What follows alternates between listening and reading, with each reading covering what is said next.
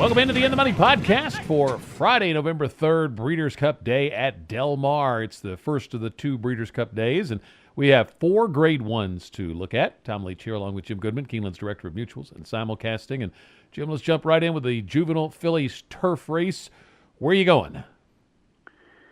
Well, I'm going to a couple of horses that I really like that are coming over from Europe. I think Happily, the filly there who beat the boys on Art Day at Chantilly, very impressive for Aidan O'Brien, and she looks awfully good in here. Her time form numbers are 103, 105 the last couple, and she's just extremely impressive, and she's coming to form right now, and she's just tough.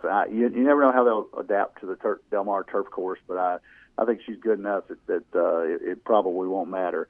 But the other filly I like has actually had a race over here, not exactly the United States, but I love Capla Temptress, Bill Mott's filly with Joel Rosario, who won the Natalma Stakes at Woodbine. She got bumped at the start, and I watched that race back 3 times. There's no way she wins at the top of the stretch, and she somehow found a way through and finished full of run at a mile. I think she just gets better when she has her second race over here, and I really like her a lot as well. When we get to pick 4, I'm going to go fairly deep in here because I'm going to narrow down the next race. But I'm going to use some of the good American horses, but I really like the European. September, the Irish horse, the other Aidan O'Brien, who only got beat by 3 3/4 by Happily and came back and almost won a Group 1 at Newmarket. Also fits very well. And Rushing Fall, I can't leave out the Jessamine winner. She was so impressive that day at Keeneland on a soft turf course, which you probably going to get at Del Mar, but she came from way out of it. And she finished full run as well. So I think she's going to be right there when the running's done. But my top picks will be Happily the 2 and Capla Temptress the 7. When they hit the finish line in the Jessamine, I said to myself, there's the Breeders' Cup Juvenile Filly Turf winner. I loved Rushing Fall. And I think it's interesting. Stainless ran a big race, much improved in that race in her first try on the turf. Big buyer figure jump for Pletcher. And she goes in the dirt race rather than tackle Rushing Fall again. So I don't like the 11 post is the only thing I don't like about this filly. Otherwise, I love her in here off that big turn of foot she showed last time. So I'm going to go all in on Rushing Fall. I like Happily, one of the ones you mentioned. I like her stablemate September a little bit. 13, I'm going to use the awful post position, but I'm using the 13 because I think it's the only one John Gosden brought over for the Breeders' Cup, and Dettori's riding, and Gosden's sharp, and just on that angle, I'm gonna give this horse a shot to really more to hit the board than to win. And then the other 2 I like are domestic runners, Ultima D for Wesley Ward and Best Performer. I think from everything I've been following a lot of the reports on the training, and both of them seem to really be thriving out there. So. Those are much better post positions than the others. Some of the others I like, so I'm going to include those 2 in tickets as well. But everything's going to key around Rushing Fall for me. Let's go to the dirt mile, and it is a 2-turn mile at Del Mar, which means a short run to the first turn. And if this was a 1-turn mile, I would love Practical Joke. But 2 turns from the 10 hole, I can't talk myself into him. More Spirits off a layoff, never run at Del Mar. Sharp Aztecas never run at Del Mar. Accelerate, not wild about the 8 post, but has run well at Del Mar. So as you can tell, I'm just kind of all over the place here. Almost went to Giant Expectations at one point. Ended up on Cupid. Just kind of process of elimination. I kind of scratching out horses. Ended up with Cupid. 1 for 1 at Del Mar at a mile. Really looks to be training well for Baffert, and it's the 3rd start off a layoff, and just kind of kept thinking about how the race looked like it was going to unfold, and I just thought maybe he'd be in a good spot. 7's not too far out, and I'm going to take Cupid in here. Not, as you can tell, not a real strong opinion. I'm going to spread in this race in the pick 4. So it sounds like you're going the other direction in terms of narrowing this down. Who did you go to? Yeah, as you go there, tick off those horses, I'm thinking, I like that horse. Yep, I like that horse. I can make a case for Cupid. I can make a case for any Bob Baffert horse on a big day like this. But I settled on More Spirit, and I really don't like the layoff I don't know why. Obviously, he had some issues. He's been training well. Baffert, if anybody can get him ready off a 5-month layoff, it's Baffert on Breeders' Cup Day. So I'm going to go with More Spirit, but I'm not going to single him in the pick 4 because my second choice is almost as strong. I love Sharp Azteca. Has never run at Del Mar, but it's 5 for 7 at the distance.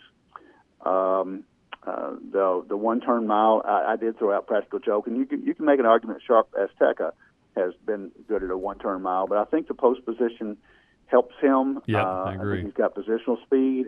That's why I like him over Practical Joke.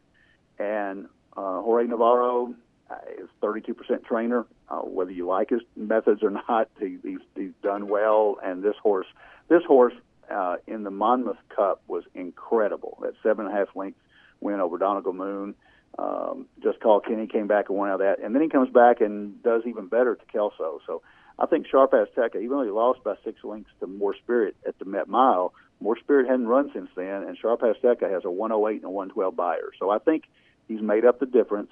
I think I don't see any reason why he won't like Del Mar. He's got a great post position to get to the lead and hopefully control the pace. And I like those two a lot, and I'm going to make a stand with those in the pick 4. Certainly, I can make a case for Accelerate. I can make a case for Cupid.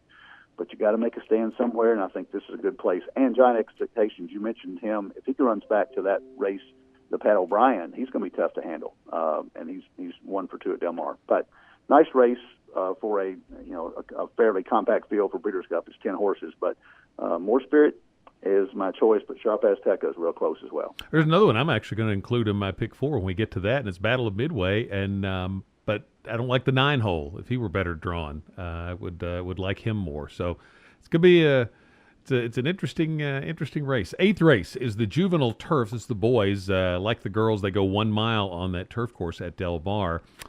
And where did you go to in the Juvenile Turf? I think this is a strong European contingent here. So the only horses that I use that aren't Europeans are actually encumbered, who is 2 for 2 at Del Mar. You draw a line through the front runner, and I don't know why they put him on the dirt. Maybe just seeing if he became a Derby horse after those 2 great runs at Del Mar, the Del Mar Turf, and he was very impressive there. Beat my boy Jack both times. So I'm going to use him, but I'm also going to use almost all the Europeans with Mendelssohn for Aidan O'Brien being my top pick.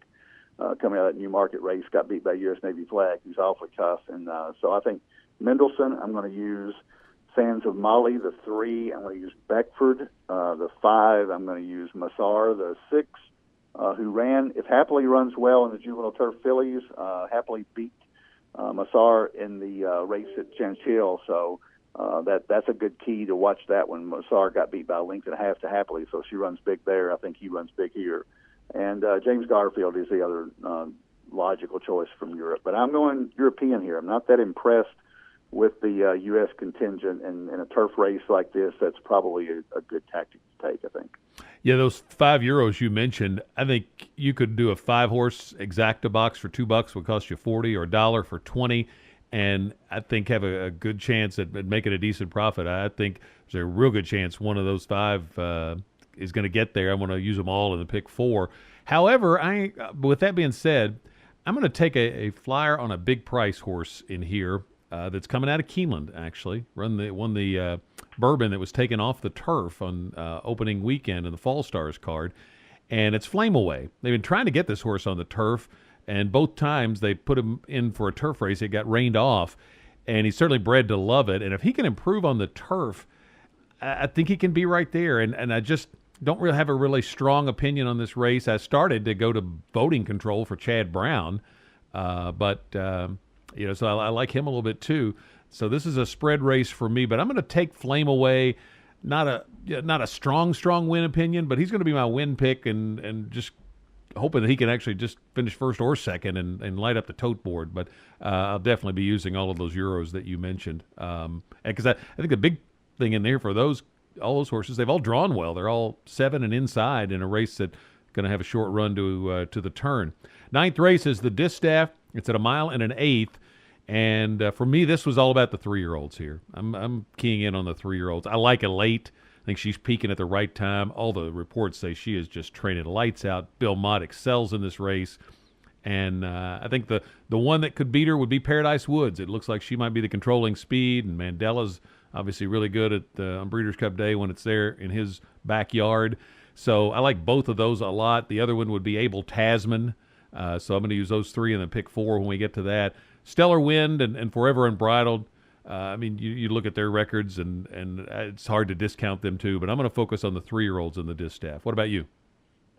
It's funny. I was talking to Jesse Ellery before I came back over to Red Mile today, and he loves Elate, but he said this race here you can only eliminate one filly, and that's Mopatism. He said everybody else has got a shot. So I handicapped it that way, and I thought, yeah, I checked them off. Champagne Room probably is the least respected horse in here. But, she ran big at Remington last time out. Who did she beat? Who knows? But she ran behind Unique Bella at the Las Virginas at Santa Anita. So Champagne Room has a shot. She's probably my longest shot other than Mopatism. Romantic Vision coming out of the Spinster. I mean, she gets a 96 buyer. It was a sloppy track, so you kind of got to look at that with a grain of salt. But I think she fits okay in here. But I settled on Elate as my top pick. She was so impressive. I mean, in the Beldame at Belmont, she was locked behind horses, and they were trying to keep her in. Neskin for Money was on the outside, who I thought was going to win, and came back and won next time out. And Jose Ortiz just blasted through a hole and won by 8 1/4 when there's no way in the world he should have won the race. And I just think she's that good right now. And I agree with you on the 3-year-olds here, but I think she's the best 3-year-old. Paradise Woods, obviously, you draw a line through those races. That Del Mar race, the Torrey Pines, she just had no shot after the start. Comes back and wins the Zenyatta easily. So the fact that she's 0-for-1 at Del Mar doesn't really do her justice. So I think she's got a real shot. Stellar Wind fits well. She seems to win. She doesn't win impressively, but she's 3-for-3 at Del Mar. So how can you not throw her in there? And then Abel Tasman, the Oaks winner, may set up well for her. Might be a lot of speed in here. And Forever Unbridled with Dallas Stewart. All she did last time out was beat Songbird. So Songbird's in here. What odds are you going to get on Songbird? Unfortunately, she's not there. So Forever Unbridled beat her last time out. Having said all that, I want to stick with 3 horses in here. I'm going to use Stellar Wind, the 2, Elate, the 5, and Forever Unbridled, the 6, with Elate being my win pick. All right, late pick 4 tickets. They start in the 6th race with the Juvenile Fillies Turf. I'm going to single Rushing Fall so I can spread out in the other races. I'm going to single Rushing Fall. I'm going to use 6 horses in the Dirt Mile, Giant Expectations, Sharp Azteca, More Spirit, Cupid, Accelerate, and Battle of Midway. Not wild about leaving Practical Joke out, but I'm trying to keep the ticket manageable, so I'm going to leave him out, take those 6. In the Juvenile Turf, I'm going to take the 5 Euros we mentioned, 1, 3, 5, 6, 7, plus Voting Control and Flame Away, so 7 there. And then I'm going to use Elate, Paradise Woods, and Abel Tasman, the 3-year-olds, in the last leg. So I'm 1 by 6 by 7 by 3. How about you? If you get by your first leg, you're in good shape. Yeah. So first leg, I'm not as confident as you are. So I'm going to use 6 horses in here.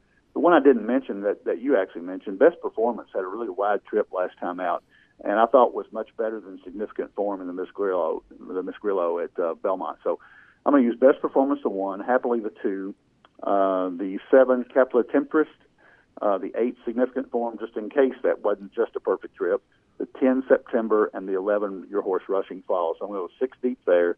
I'm going to take a stand in the second leg with Sharp Azteca, the 3, and More Spirit, the 6. Then I'm going to go 7 deep in the turf and hope I got enough of them. I'm going to use 1, 2, 3, 5, 6, 7, 9. So it's Mendelssohn, Untamed Domain, Sands of Mali, Beckford. Then, as I flip over here, Massar, the 6, James Garfield, the 7, and Encumbered, the 9. And then, in the spirit of keeping this ticket affordable, I'm going to take a stand with the 3 horses that I talked about in the distaff, and that's going to be the 2 Abel Tasman. The 2 Stellar Wind, the 5 Elate, and the 6 Forever Unbridled. So I'm going to go 6 by 2 by 7 by 3. Best of luck hopefully with I got enough your money. yeah. I hope we all do. Best of luck with your wagers. Hopefully, have a lot more money to play with after the Friday card when we come back for the Saturday edition of the In the Money podcast for KeenelandSelect.com.